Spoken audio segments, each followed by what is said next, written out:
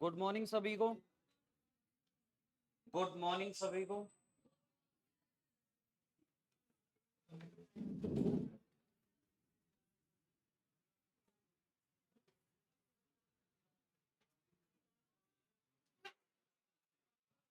देखो अपन चर्चा कर रहे थे राजस्थान की हिस्ट्री के अंदर मेवाड़ का इतिहास, और मेवाड़ के इतिहास के अंदर महाराणा कुंभा है उसके बारे में चर्चा हो गई थी। महाराणा कुंभा के बाद में एक नए राजा के बारे में अपन चर्चा कर रहे थे जिसका नाम है महाराणा सांगा।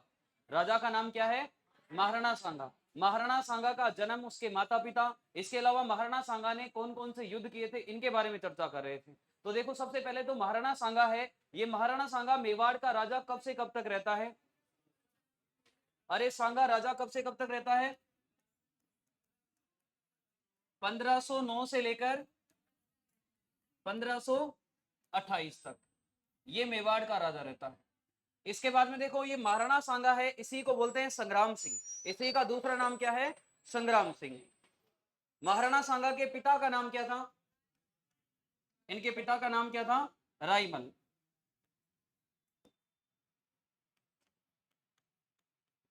और इनकी माता का नाम क्या था? पिता राईमल और माता रतन कौर। महाराणा सांगा का जन्म कब और कहां पर हुआ था? महाराणा सांगा का जन्म कब और कहां पर हुआ था? 12 अप्रैल 1482। कहां पर हुआ था जन्म? चित्तौड़ में। इसके बाद में देखो ये महाराणा सांगा है, इसका राज तिलक, ये राजा कब बना था? राज तिलक इसका कब हुआ था? 24 मई 1509। इसका राज तिलक कहां पर हुआ था? कौन सी जगह पर हुआ था? चित्तौड़गढ़ दुर्ग के अंदर।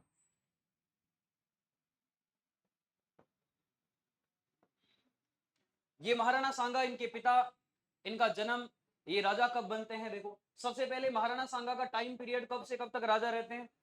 1509 से लेकर 1528 तक। सांगा के पिता का नाम क्या था और इनकी माता का नाम? सांगा का जन्म कब और कहां पर हुआ था? 12 अप्रैल 1482। कहां पर हुआ था? चित्तौड़ में। ये राजा कब बनते हैं, राजगद्दी पर कब बैठते हैं? 24 मई 1509। कहां पर राज तिलक होता है? चित्तौड़ में। ठीक है। ये जो महाराणा सांगा है, इनके जो पिता है राईमल, इस राईमल के 3 बेटे थे, और 3 बेटों में एक बेटा था पृथ्वीराज, और एक का नाम था जयमल, और एक का नाम क्या था? सांगा। तीनों बेटों के अंदर राईमल जब जीवित था उसी समय लड़ाई होने लग जाती है कि अगला राजा कौन बनेगा। एक बोलता है मैं राजा बनूंगा, एक बोलता है मैं राजा बनूंगा। तीनों भाइयों में संघर्ष होता है। फिर ये जाते हैं, इनके चाचा जी इनको एक महिला के पास में हाथ की रेखा दिखाने के लिए लेकर जाते हैं। भविष्य बताने वाली महिला थी वो, और उसने भविष्यवाणी की थी कि मेवाड़ का अगला राजा कौन बनेगा? महाराणा सांगा। उसके बाद में उसके जो 2 भाई थे वो क्या करते हैं? इसको मारने का प्रयास करते हैं। इस सांगा को मारकर वो अगला राजा बनने का प्रयास करते हैं। तो इनके भाइयों के अंदर संघर्ष होता है। उस समय महाराणा सांगा है, ये कहां पर आकर छुपता है? जब इसके भाई इसको मारना चाहते थे उस समय उनके डर से ये आकर छुपता है। कहां पर? श्रीनगर अजमेर के अंदर। श्रीनगर अजमेर में किसके पास में आकर छुपता है? करमचंद पंवार के पास में, उसके पास में आकर छुप जाता है। इसके बाद में जब वो दोनों भाई हैं, जो पृथ्वीराज उड़ना राजकुमार है और जयमल है, उनकी मृत्यु हो जाती है। मृत्यु होने के बाद में महाराणा सांगा है, ये अजमेर से जाता है, अजमेर से जाकर मेवाड़ में रहने लग जाता है, और पिता की मृत्यु के बाद में अगला राजा बन जाता है। ठीक है। और जब ये राजा बनता है उसके बाद में जिस व्यक्ति ने इनको शरण दी थी उसको ये उपाधि देता है। कौन सी उपाधि देता है करमचंद पंवार को? अरे कौन सी उपाधि देता है करमचंद पंवार को? रावत की उपाधि देता है। ठीक है। इसके अलावा सेना के अंदर क्या बनाता है इसको? सेनापति। फिर देखो ये महाराणा सांगा राजा बन जाता है। अब महाराणा सांगा राजा बनने के बाद में इसकी लड़ाइयां होती है, अलग अलग रियासतों के राजाओं के साथ में लड़ाइयां होती है।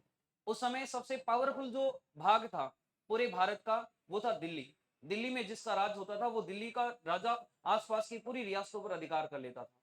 तो दिल्ली के अंदर उस समय राजा था जिसका नाम था इब्राहिम लोदी। दिल्ली के राजा का नाम क्या था? इब्राहिम लोदी। इब्राहिम लोदी के साथ में इस महाराणा सांगा के युद्ध होते हैं। सबसे पहले महाराणा सांगा है, ये इब्राहिम लोदी के साथ में युद्ध करता है, और युद्ध का नाम क्या है? खातौली का युद्ध। खातौली का युद्ध कब होता है? 1517 में। युद्ध किस किस के मध्य होता है? इब्राहिम लोदी, और सामने कौन था? सांगा। और इस युद्ध के अंदर जीत किसकी होती है? महाराणा सांगा की जीत होती है। इसी महाराणा सांगा ने अगला युद्ध कौन सा किया था? अरे अगला युद्ध कौन सा किया था? बाड़ी का युद्ध। कब हुआ था बाड़ी का युद्ध? 1518 में। इन युद्धों का क्रम भी पूछते हैं। जीत हार तो आपको याद रखनी है, हमेशा महाराणा सांगा जो भी युद्ध करता है खुद ही जीतता है, एक युद्ध में हार जाता है। कौन से युद्ध में हार जाता है? खानवा के युद्ध में। तो यहां पर देखो खातोली का युद्ध कब हुआ? किस किस के मध्य हुआ? इब्राहिम लोदी और सांगा के बीच में। जीत किसकी होती है? सांगा की। ठीक है, ये इब्राहिम लोदी इस महाराणा सांगा से इस हार का बदला लेना चाहता है। अब कोई किसी के चांटा रख देता है, उसके बाद में बदला लेने का सोचता है कि देखेंगे इसको। ठीक है, आजकल तो एक बच्चे की भी लड़ाई आती है, वो बोलता ना देखेंगे तुझे, एक चाचा को कॉमेडी नहीं आती है कि देख लूंगा तुझे। तो उसी प्रकार से ये इब्राहिम लोदी क्या करता है, सांगा को बोलता है कि देख लूंगा तुझे। एक बार तो हार जाता है, उसके बाद में ये बदला लेने का प्रयास करता है कि एक चांटा लग गया, इसका बदला तो ले। ठीक है, तो ये इब्राहिम लोदी इस महाराणा सांगा से बदला लेना चाहता है, इस हार का बदला लेना चाहता है। दोबारा युद्ध करने के लिए आ जाता है। दोबारा कहां पर युद्ध होता है? बाड़ी स्थान है धौलपुर में। बाड़ी कहां पर है? धौलपुर में। और इस बाड़ी के युद्ध में फिर से ये महाराणा सांगा किसको हरा देता है? इब्राहिम लोदी। ये दोनों के बीच में होता है बाड़ी का युद्ध भी। ठीक है, तो बाड़ी का युद्ध किस किस के मध्य हुआ? इब्राहिम लोदी वर्सेज सांगा। और इस युद्ध में भी जीत किसकी होती है? सांगा की। महाराणा सांगा है इब्राहिम लोदी की सेना को दोबारा भयंकर तरीके से कूटता है, फुटबॉल बना देता है कूट कूट के। इब्राहिम लोदी की सेना वापस भाग जाती है दिल्ली, और इब्राहिम लोदी की सेना है दोबारा युद्ध करने के लिए सोचती नहीं है। तो ये दो युद्ध हुए दिल्ली के बादशाह के साथ में। महाराणा सांगा के दिल्ली के बादशाह के साथ में कितने युद्ध हुए? दो युद्ध। सबसे पहला युद्ध कौन सा हुआ? कब हुआ? किस किस के मध्य हुआ? जीत किसकी होती है? ये फिर इब्राहिम लोदी से बदला लेने के लिए दोबारा आता है। ठीक है, और जब बदला लेने के लिए दोबारा आता है तो कौन से स्थान पर युद्ध होता है? और बाड़ी स्थान है धौलपुर में। बाड़ी कहां पर है? और ये जो स्थान है खातोली, ये कोटा बूंदी की सीमा पर है। ये कहां पर है? कोटा बूंदी की सीमा पर है। ये कहा जाता है कि कोटा के अधिकार क्षेत्र में है ये पूरा का पूरा। यहां पर बाड़ी का युद्ध किस किस के बीच में होता है?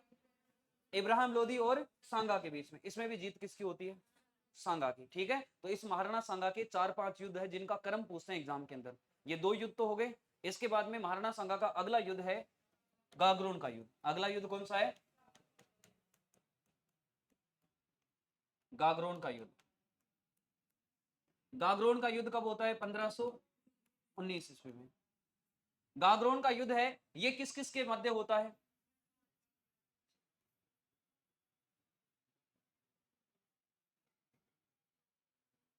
ये राजस्थान है, और यहां पर एक रियासत है मालवा रियासत। कौन सी रियासत है? मध्य प्रदेश में एक रियासत है चंदेरी। कौन सी रियासत है? चंदेरी। और इस जगह पर एक किला बना हुआ है, एक रियासत है झालावाड़ रियासत। कौन सी रियासत है? झालावाड़ रियासत। और यहां पर एक किला बना हुआ है, उस किले का नाम है गागरोन।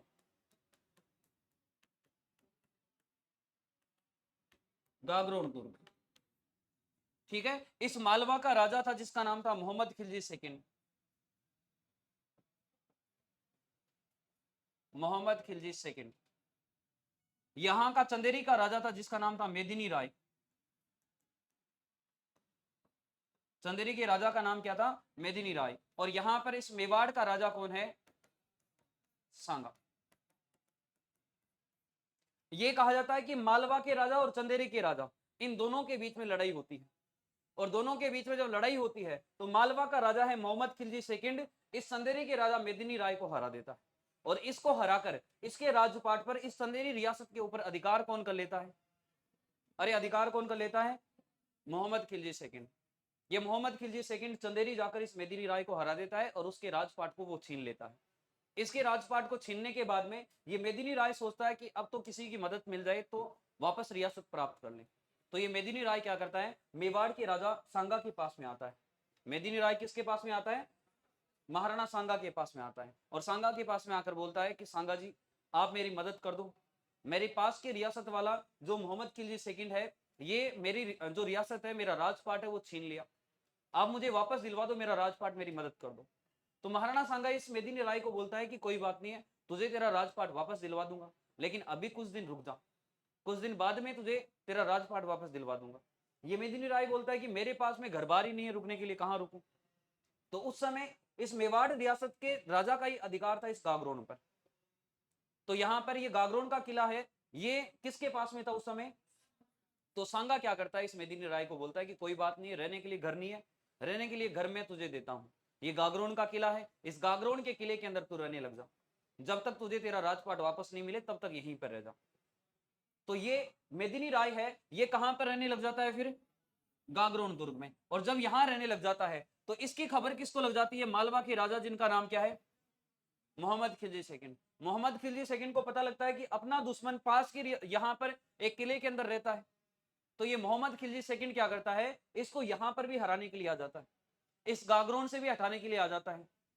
और जब यहां पर दोबारा इसको हराने के लिए आता है, हटाने के लिए आता है, ये गागरोन छीनने के लिए जब आता है, तो उस समय ये मेदिनी राय क्या करता है, इस महाराणा सांगा को चिट्ठी लिखकर भेजता है कि सांगा जी, आपने मुझे किला दिया, रहने के लिए घर बार दिया, लेकिन मेरा जो दुश्मन है डाकी यहां पर भी मुझे हराने के लिए आ रहा है, आप मेरी मदद करो।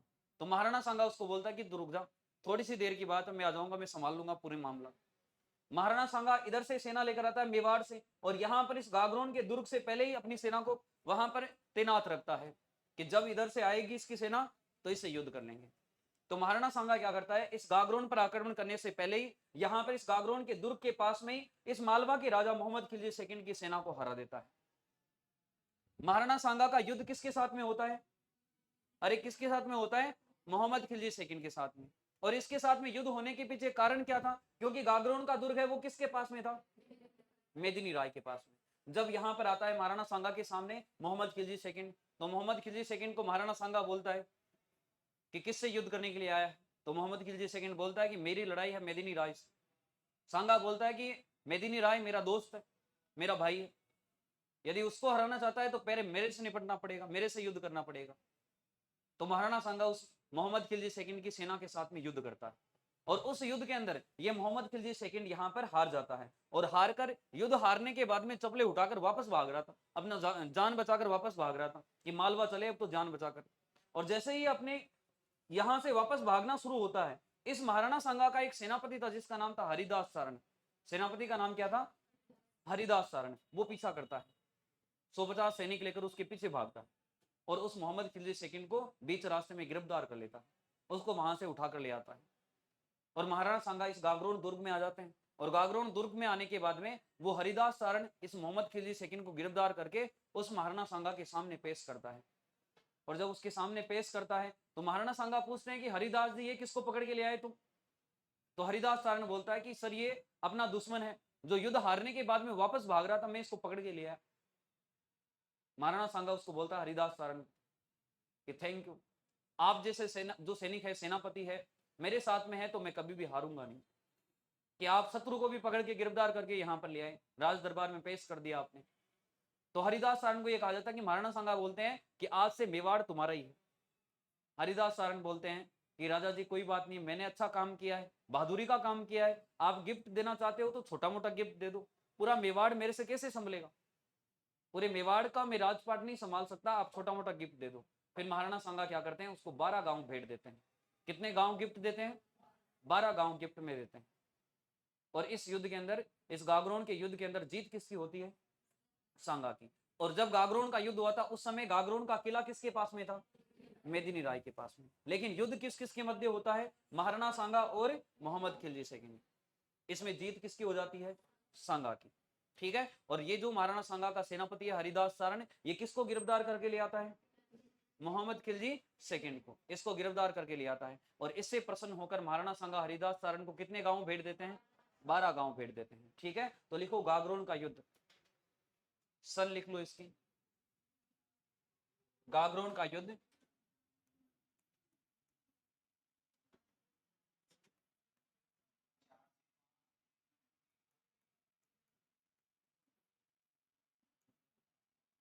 मोहम्मद खिलजी सेकंड वर्सेज महाराणा सांगा। और इस युद्ध के अंदर विजय कौन होता है, महाराणा सांगा।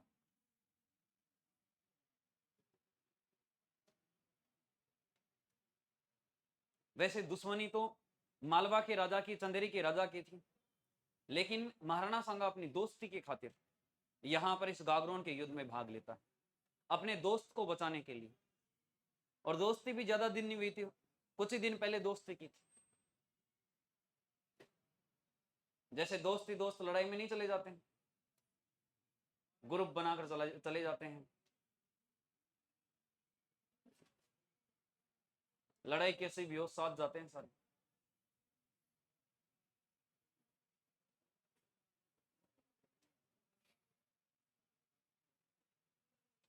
मोहम्मद खिलजी सेकंड और महाराणा सांगा के बीच में गागरोन का युद्ध होता है। जीत किसकी होती है? महाराणा सांगा की। अरे जीत किसकी होती है? महाराणा सांगा की। इसमें लिखो पॉइंट लगाकर, गागरोन युद्ध के समय गागरोन का दुर्ग, गागरोन युद्ध के समय, गागरोन युद्ध के समय गागरोन का किला, गागरोन युद्ध के समय गागरोन का किला चंदेरी के राजा,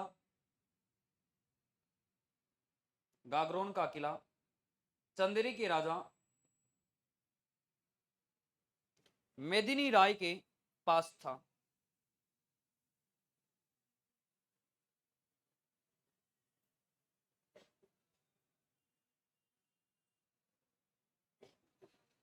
गागरोन का किला चंदेरी के मेदिनी राय के पास था।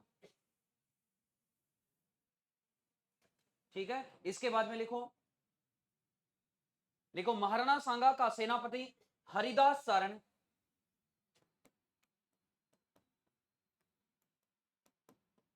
महाराणा सांगा का सेनापति हरिदास सारण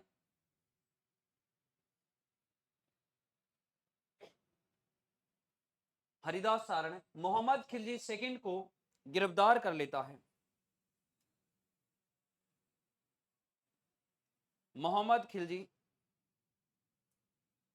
सेकंड को गिरफ्तार कर लेता है।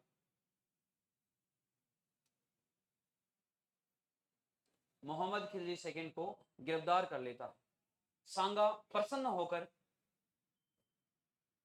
सांगा प्रसन्न होकर हरिदास सारण को 12 गांव भेंट देते हैं। सांगा प्रसन्न होकर हरिदास सारण को 12 गांव भेंट देते हैं।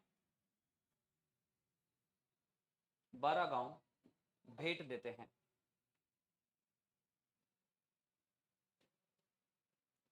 बारह गांव भेंट देते हैं। ठीक है, तो ये गागरोन का युद्ध है। तो देखो गागरोन का युद्ध कब होता है? अरे गागरोन का युद्ध कब होता है? सन आपको याद रखनी है। अभी ये एक सन याद नहीं रखनी है, इसके बाद में युद्ध है उनकी भी सन याद रखनी है। एग्जाम के अंदर इनका क्रम पूछते हैं। ठीक है, काल क्रम के अनुसार महाराणा सांगा के युद्ध को सुमेलित कीजिए, इस प्रकार से एग्जाम में क्वेश्चन आता है। और इसने जीवन काल में जो युद्ध किए हैं उनका कालक्रम, कालक्रम का मतलब सन के अनुसार, पहले कौन सा हुआ था उसके बाद में कौन सा हुआ था, तो कालक्रम के अनुसार इनके युद्धों का क्रम पूछ लेते हैं एग्जाम के अंदर। ठीक है, तो सबसे पहला युद्ध कौन सा हुआ? खातोली का, उसके बाद में बाड़ी का, और बाड़ी के बाद में गागरोन का। गागरोन का युद्ध किस किस के मध्य हुआ? मोहम्मद खिलजी सेकंड और सांगा के बीच में। ये कहां का राजा था? अरे कहां का राजा था? मालवा का राजा। इस युद्ध के अंदर जीत किसकी होती है? और जब ये युद्ध होता है उस समय गागरोन का दुर्ग है, ये किसके पास में था? मेदिनी राय के पास में। ये कहां का राजा था? चंदेरी का। क्योंकि यहां से इसको किसने हटा दिया था? इस मालवा के राजा ने यहां से हटा दिया था, इसको राजपाट इसका छीन लिया था। इसके बाद में ये यहाँ पर आ जाता है, सांगा इसको यहाँ की जागीर दे देता है। ठीक है, कालांतर में युद्ध में हारने के बाद में ये मोहम्मद खिलजी सेकंड वापस भाग रहा था, उस समय इसको गिरफ्तार कौन करता है? अरे कौन गिरफ्तार करता है? हरिदास सारण। और भरे दरबार के अंदर महाराणा सांगा के सामने ले जाकर इस मोहम्मद खिलजी सेकंड को पेश कर देता है। उसके बाद में महाराणा सांगा है वो इससे प्रसन्न होते हैं, और प्रसन्न होकर कितने गांव भेज देते हैं? 12 गांव। ठीक है, कालांतर में कुछ दिन बाद में इस मोहम्मद खिलजी सेकंड ने माफी मांग ली थी, और माफी मांगने की वजह से फिर इसको छोड़ दिया था। कुछ ही दिन इसको बंदी बनाकर रखा था, बाद में इसने छोड़ दिया था। ठीक है, तो ये गागरोन का युद्ध है। इसके बाद में अगला युद्ध होता है ईडर का युद्ध। कौन सा युद्ध होता है? ईडर का युद्ध। तो अगला युद्ध लिखो, ईडर का युद्ध।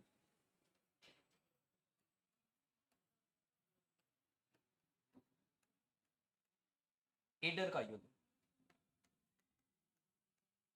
ईडर का युद्ध होता है 1520 ईस्वी के अंदर। ईडर स्थान है गुजरात में। ईडर कहां पर है? गुजरात में। ठीक है, यहां पर देखो इस ईडर के अंदर उत्तराधिकारी संघर्ष चल रहा था।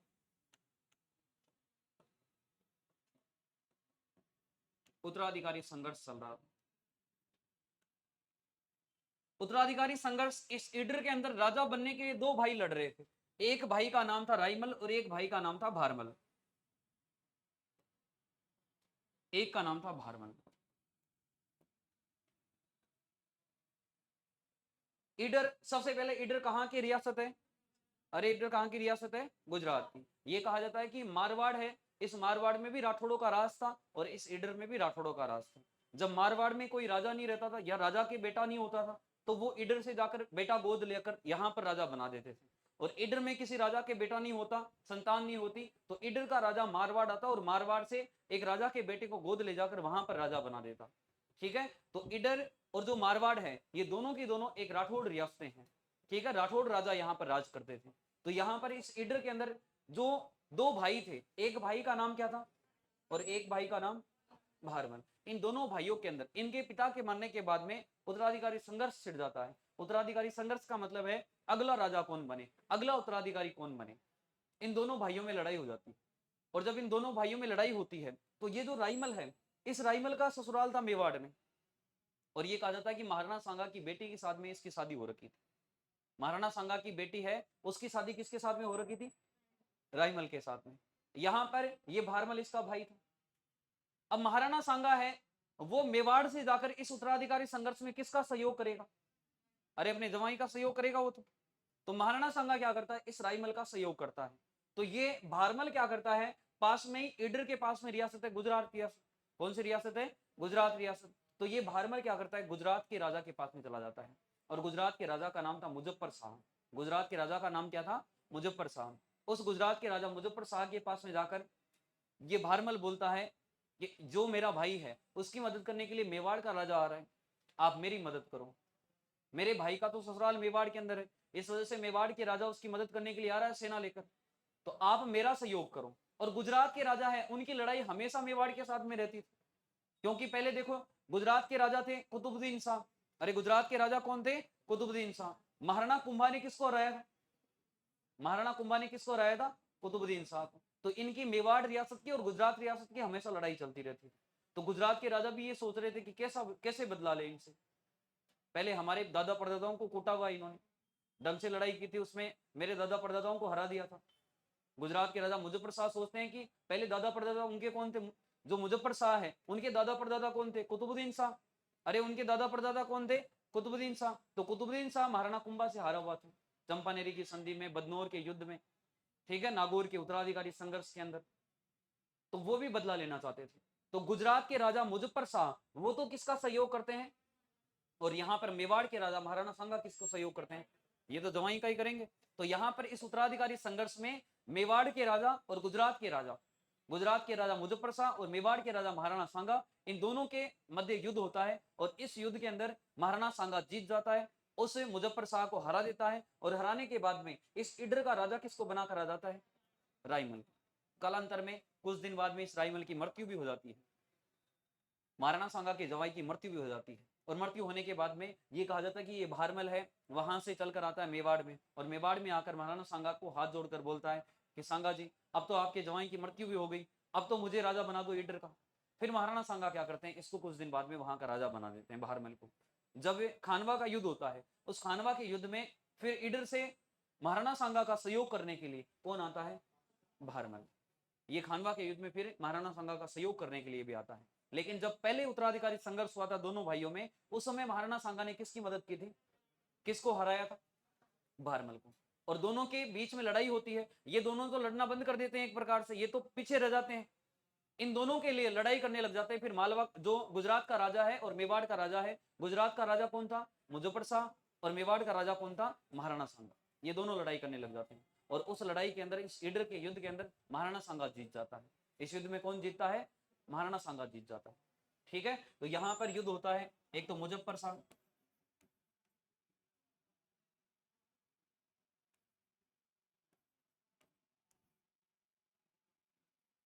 मुजफ्फर शाह वर्सेज सांगा। और इस युद्ध के अंदर जीत किसकी होती है, विजय कौन होता है? अरे युद्ध में जीतता कौन है? महाराणा सांगा। ठीक है, यहां पर ये दो है मुजफ्फर शाह, मुजफ्फर शाह। ठीक है, इस युद्ध के अंदर जीत किसकी होती है? महाराणा सांगा की, ईडर के युद्ध में। ईडर के युद्ध से वैसे तो महाराणा सांगा का कोई लेना देना नहीं था, कोई दुश्मनी नहीं थी, पर ये किसकी मदद करने के लिए जाता है? अपने जमाई की मदद करने के लिए जाता है, राइमल की मदद करने के लिए जाता है, और वहां पर राइमल को राजा बनाकर आ जाता है। ठीक है, तो लिखो ईडर का युद्ध। ईडर कहां पर है? गुजरात में। कब होता है ये लिख लो, किस किस के मध्य होता है ये लिख लो, और जीत किसकी होती है ये लिख लो, और बाकी ये चीज मैं आपको अलग से लिखवाऊंगा। एक बार युद्ध लिखो।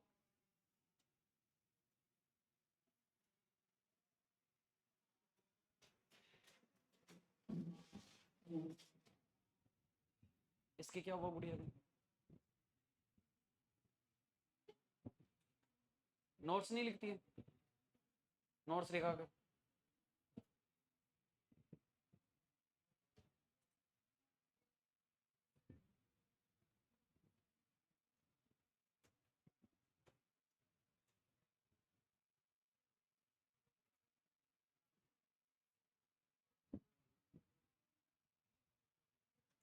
लिख लिया सबने? अरे ये लिख लिया ना आपने सबने? लिखो इसमें ईडर का उत्तराधिकारी संघर्ष, अलग से लिखो ईडर का उत्तराधिकारी संघर्ष, ईडर का उत्तराधिकारी संघर्ष, ईडर का उत्तराधिकारी संघर्ष। महाराणा सांगा बिना मतलब तो युद्ध करने के लिए नहीं जाता है, कोई ना कोई कारण तो होगा। तो यहां पर ईडर का युद्ध होने के पीछे कारण क्या था? ईडर का उत्तराधिकारी संघर्ष, ये लिख लो, दोनों दोनों नाम लिख लो इसमें, और इन्हीं के नीचे यहां पर लिख लो, राइमल के आगे नीचे लिखो यहां पर सांगा ने मदद की।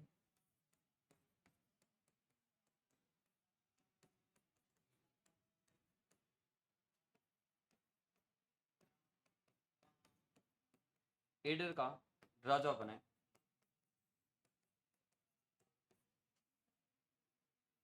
और यहां पर लिखना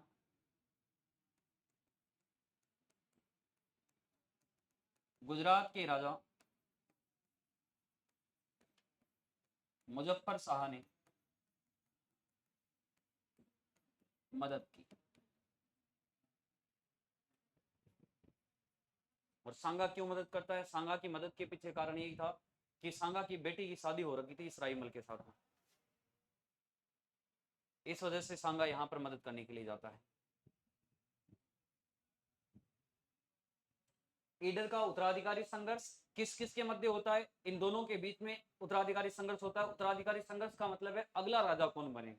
ठीक है, अरे एक राजा के मरने के बाद में अगला राजा कौन बनेगा, तो ये दोनों भाई थे, दोनों भाइयों में लड़ाई होने लग जाती।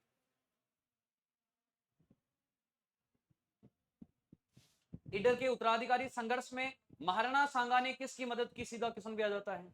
ईडर के उत्तराधिकारी संघर्ष में महाराणा सांगा ने किसकी मदद की थी? राइमल की। ईडर के उत्तराधिकारी संघर्ष में गुजरात के राजा मुजफ्फर शाह ने किसकी मदद की थी? भारमल की। ठीक है, तो ये पता चल गया सबको ईडर का युद्ध। ईडर का युद्ध कब होता है? किस किस के मध्य होता है? ईडर का युद्ध किस किस के मध्य होता है? गुजरात के राजा कौन है? मुजफ्फर शाह, और सामने कौन है? महाराणा सांगा। ठीक है, अरे ये तो छोटे बच्चे थे, ये लड़ाई नहीं कर सकते थे। ठीक है, ज्यादा उम्र दराज नहीं थे ये, शादी तो हो गई थी इसकी राइमल की लेकिन। ठीक है, तो इनके लिए लड़ाई मौन कौन लेते हैं? इनके जो सपोर्टर थे। अरे ये खुद लड़ाई नहीं करते हैं, इनके जो सपोर्ट करने वाले लोग थे वही क्या करते हैं? लड़ाई लड़ते हैं, युद्ध करते हैं। तो यहाँ पर ये ईडर का युद्ध किस किस के मध्य होता है? मुजफ्फर शाह और महाराणा सांगा के बीच में। मुजफ्फर शाह किसकी तरफ से लड़ने के लिए आते हैं? भारमल की तरफ से। और महाराणा सांगा किसकी तरफ से लड़ने के लिए आते हैं? राइमल की तरफ से। और दोनों युद्ध करते हैं, और दोनों इस युद्ध के अंदर जीत किसकी होती है? महाराणा सांगा की जीत हो जाती है। ठीक है, तो ये ईडर का युद्ध है। इसके बाद में अगला युद्ध लिखो बयाना का युद्ध। अगला युद्ध लिखो बयाना का युद्ध।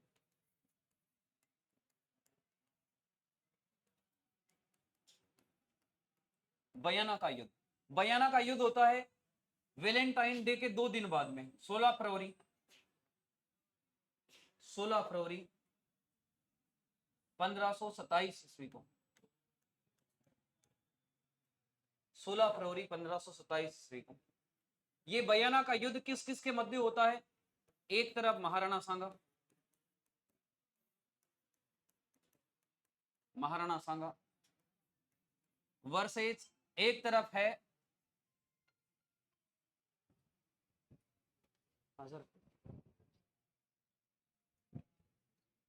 आशीष शेरावत, नीचे ऑफिस में बुला रहे हैं। महाराणा सांगा और एक तरफ है बाबर की सेना,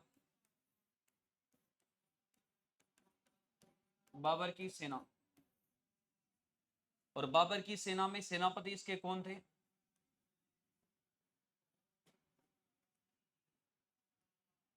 मेहंदी ख्वाजा, मेहंदी ख्वाजा,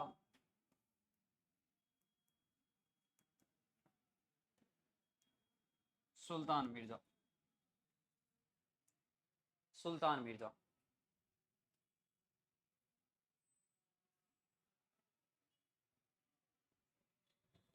देखो भारत के अंदर पहले, इनसे पहले वंश चलता था लोधी वंश। कौन सा वंश चलता था? लोधी वंश। लेकिन 1526 के अंदर एक युद्ध होता है जिसका नाम है पानीपत का युद्ध। कौन सा युद्ध होता है? पानीपत का युद्ध। उस पानीपत के युद्ध के अंदर एक बाहरी आक्रमणकारी आता है जिसका नाम है बाबर। बाहरी आक्रमणकारी का नाम क्या है? बाबर। उस पानीपत के युद्ध में बाबर क्या करता है? युद्ध जीत जाता है। और युद्ध जीतने के बाद में 1526 के अंदर दिल्ली का बादशाह बन जाता है, दिल्ली का राजा बन जाता है। और जब बाबर दिल्ली का बादशाह बनता है तो बाबर मुगल वंश का, ठीक है, मुगल वंश का राजा बनता है और मुगल वंश का प्रथम राजा बनता है। ठीक है, तो मुगल काल यदि आपको पूछे कि मुगल वंश है वो भारत में सबसे पहले किसके समय शुरू होता है? बाबर के समय। मुगल वंश का प्रथम राजा कौन बनता है? बाबर बनता है। ये बाहर से आता है, अफगानिस्तान काबुल की तरफ से, और बाहर से आकर क्या करता है? दिल्ली के जो लोधी वंश के राजा थे उनसे लड़ाई करता है, उनसे युद्ध करता है और उनको हरा देता है पानीपत के युद्ध में, पानीपत के प्रथम युद्ध में। और उनको हराकर ये दिल्ली का बादशाह बन जाता है। और ये दिल्ली का बादशाह बनने के बाद में ये बाबर सोचता है कि एक केवल दिल्ली का राजा बनने से कुछ फर्क नहीं पड़ने वाला है। ये बाबर सोचता है कि आसपास की जितनी भी रियासतें हैं उन सब के ऊपर अधिकार करें, उन पर अधिकार करेंगे तब डेमो सेट होगा, तब पावर बढ़ेगी। अन्यथा केवल दिल्ली से क्या पावर सेट होगी? अरे केवल दिल्ली से पावर बढ़ सकती है क्या? जब वो पूरे भारत में अलग अलग जगह पर अधिकार करेगा, राज्य स्थापित करेगा खुद का, तभी तो पावर बढ़ेगी उसकी, तभी तो पूरे भारत का बादशाह कहलाएगा। अन्यथा पूरे भारत का बादशाह थोड़ी कहलाएगा। तो बाबर क्या करता है? आसपास के छोटे मोटे क्षेत्रों को जीतने का प्रयास करता है कि आसपास में जितने भी छोटे छोटे दुर्ग वगैरह हैं उनको जीत लेते हैं, उसके बाद में अपन भारत के सबसे प्रतापी राजा बन जाएंगे। तो बाबर, एक किला है जिसका नाम है बयाना का किला। कौन सा किला है? बयाना का किला। उस बयाना के किले के पर अधिकार कर लेता है।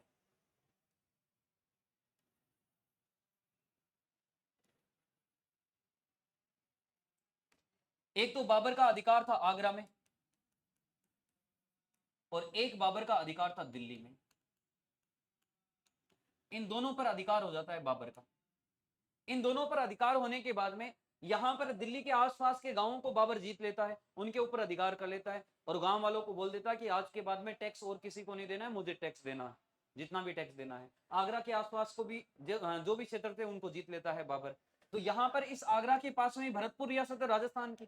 कौन सी रियासत है? भरतपुर रियासत। और यहाँ पर इस भरतपुर रियासत में एक किला बना हुआ है जिसका नाम है बयाना किला। कौन सा किला बना हुआ है? बयाना का किला, जहां पर नील की खेती भी होती थी इस बयाना के अंदर। तो बाबर क्या करता है? यहां पर इस बयाना के दुर्ग के ऊपर अधिकार कर लेता है।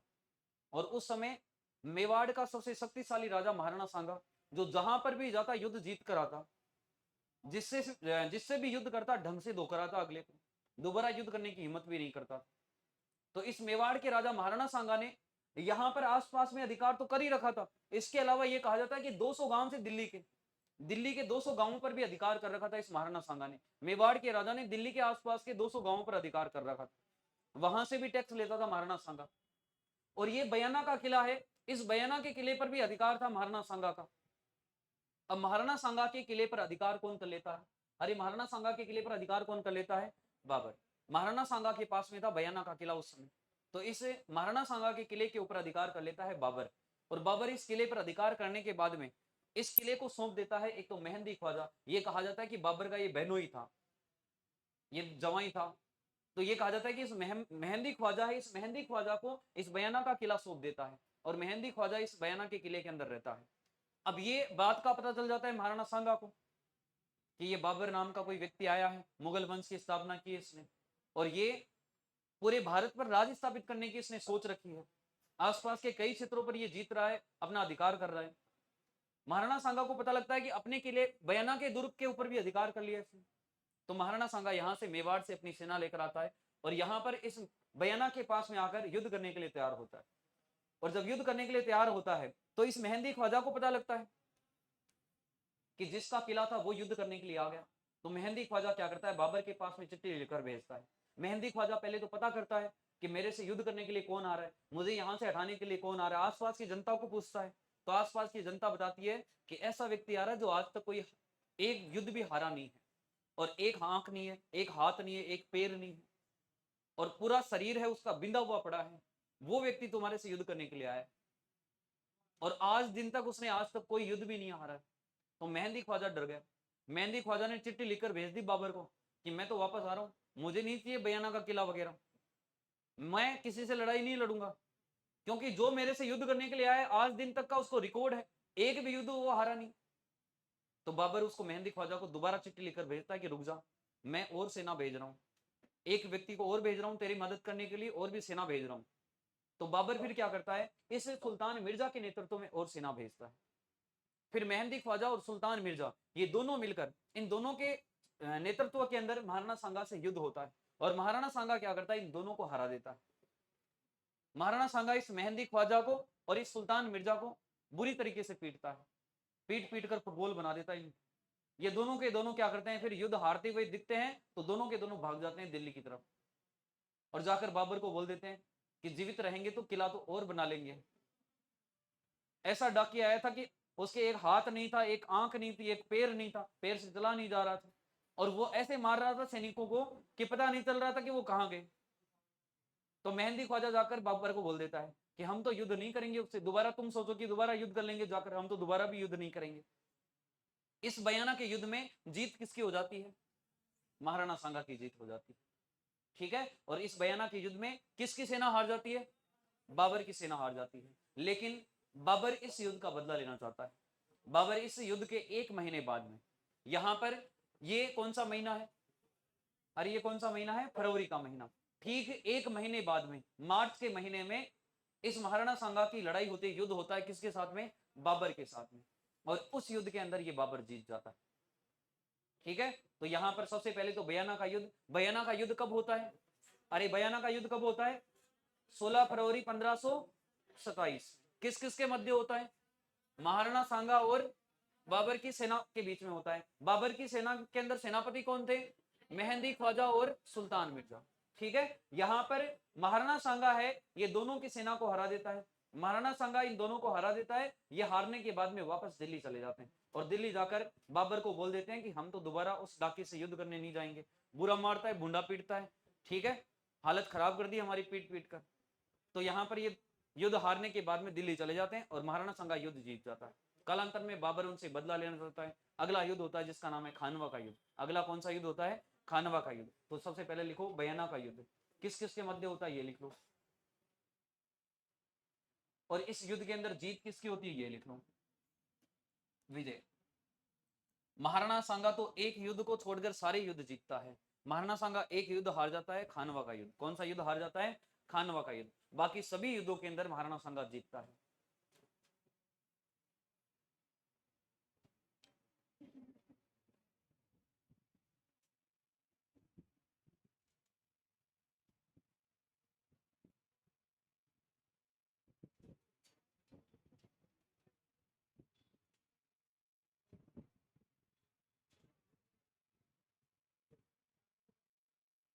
लिख लिया सबने, अरे लिख लिया ना सबने। लिखो बयाना के युद्ध के समय, लिखो बयाना के युद्ध के समय बयाना के किले पर, बयाना के किले पर मेहंदी ख्वाजा का, बयाना के किले पर मेहंदी ख्वाजा का, मेहंदी ख्वाजा का, मेहंदी ख्वाजा का अधिकार था। बयाना के युद्ध के समय बयाना के किले पर मेहंदी ख्वाजा का अधिकार था। मेहंदी ख्वाजा का अधिकार था। किसकी तैयारी कर रही है वो? किसकी तैयारी कर रही है गुड़िया? अरे किसकी तैयारी कर रही है? जेट सीटी की। हाँ, दोस्त के साथ में क्लास लेने आ गई, कोई बात नहीं, ठीक है। तो जब युद्ध होता है बयाना का, उस समय बयाना का किला किसके पास में था? बयाना का किला किसके पास में था? मेहंदी ख्वाजा के पास में। और इस युद्ध में, बयाना के युद्ध में जीत किसकी होती है? महाराणा सांगा की। इसमें हारते कौन है? मेहंदी ख्वाजा और सुल्तान मिर्जा, ये दोनों हार जाते हैं। बाबर के सेनापति थे। इस युद्ध में बाबर खुद भाग लेने के लिए नहीं आता है, बाबर खुद युद्ध करने के लिए नहीं आता है, ठीक है। इसके बाद में देखो यहाँ पर अगला युद्ध होता है जिसका नाम है खानवा का युद्ध। अगला युद्ध कौन सा होता है? खानवा का युद्ध। जब खानवा का युद्ध है उसकी घोषणा हुई, खानवा स्थान है रूपवास भरतपुर में। खानवा स्थान कहां पर है? रूपवास भरतपुर में। जब वहां पर युद्ध करने की बात आई, बाबर अपने सैनिकों को बोलता है, बाबर इनको भी बोलता है, मेहंदी ख्वाजा को, सुल्तान मिर्जा को, इसके अलावा जितने भी सेनापति थे, जितने भी सैनिक थे, उन सबको बोलता है बाबर कि अब तैयार हो जाओ, अब उस महाराणा सांगा से बदला लिया जाएगा जिस महाराणा सांगा ने बयाना के युद्ध में अपन को हराया।